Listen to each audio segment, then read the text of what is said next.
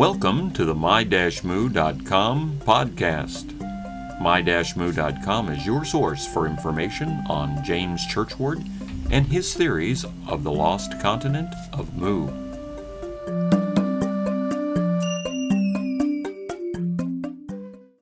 Podcast number 5. Daughters of James Churchward? Recently, 2 pictures surfaced with a curious caption. Colonel Churchward's children, Olga Muriel, 1873, and Gladys Stella, 1874. If this is true, then not only does my family have new relatives, but possible new sources of information have arisen. Maybe the young ladies were left with further clues and materials. It is a unique thought to consider that someone listening to this podcast might actually be able to recognize a photo and pull a box of James Churchward's unpublished manuscripts from the attic. First, some context is necessary. The Churchward family was first recorded in the Stoke Gabriel parish records in April 1529, when William was born to Gabriel Churchward. The title to the ancestral home known as Hill House was granted to Gabriel by King Henry VIII and is now known as Gabriel Court Hotel. The structure was at one time the second oldest private home in Britain and is believed to have been built in 1445. James' father Henry was born at Hill House and moved to Bridestow some miles west.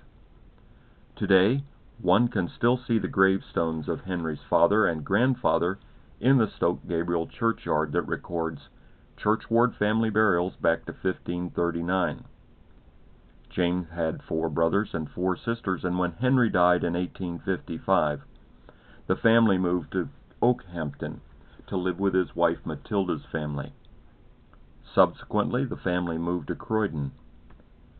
James' family was part of the generation that left Britain and set out to settle in the colonies. James' marriage to my great-grandmother Mary Julia was recorded in December 1871 at St. George's Church in Kensington. As the daughter of an early tea planter in Ceylon, now known as Sri Lanka, James and Mary moved to Sri Lanka and worked their plantation known as Hatherley. In 1872, my grandfather, Alexander Churchward, was born in Colombo. There is no reason to assume that life was any different for James and his family than any other family in the colonies of the British Empire. Social engagements, hunting expedition, and trips to nearby outposts of civilization would be expected, as well as drinking, gambling, and the opportunity to comfort widows and those whose husbands were absent. The dates on the pictures indicate that either the young ladies were the product of an extramarital affair or a convenient tool for sympathy or endearment from a wealthy patron. Percy Tate Griffith, writing in his biography of James entitled My Friend Churchy, intimates that James was quite the ladies' man, even 40 years after his time in Sri Lanka. He states, "As a fisherman, if there were fish in the water, Churchy got them." This statement fits his bone fortunes also.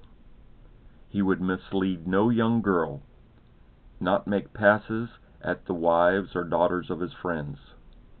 Neither did he demean himself with women of the street or brothels.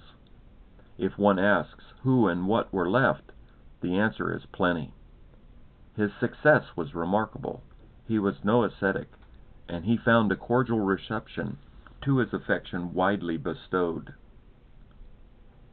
Given the assumed colonial lifestyle would provide ample opportunities for a 20-something man, either outcome is possible. The place of birth for these young ladies could have almost been anywhere in the British Empire.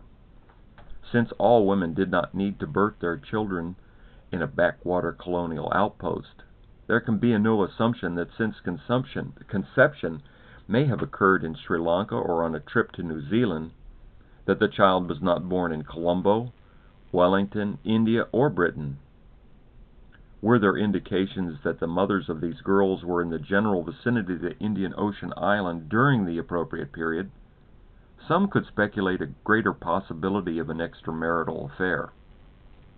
Still, a sense of caution is called for because the pictures could come from anywhere. Ignoring all caution and accepting these young ladies as identified is a course of action that is relatively harmless if we cease further investigation. For if we find their descendants and make these allegations of impropriety and unfaithfulness, we only have an inscription produced under unknown condition with which to impugn their honor and attack their character. This course of action would be a shortcut and inappropriate to those who seek the truth. Therefore, I'll leave the images out there as is and undertake to find out the truth before making any pronouncements. These young ladies could be kin, but there will need to be better evidence than one written comment inscribed over 70 years ago. If the pictures or the young ladies in them are recognized, then please contact us at info@my-moo.com so that the answer can be found and the truth be told. If the families of the young ladies are related to James Churchward, and if they were the recipients of any of his materials, then further avenues of investigation are opened.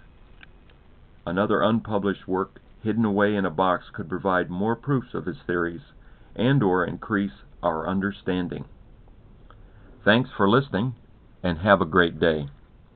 This production, copyright 2007 by Churchward and Company, all rights reserved.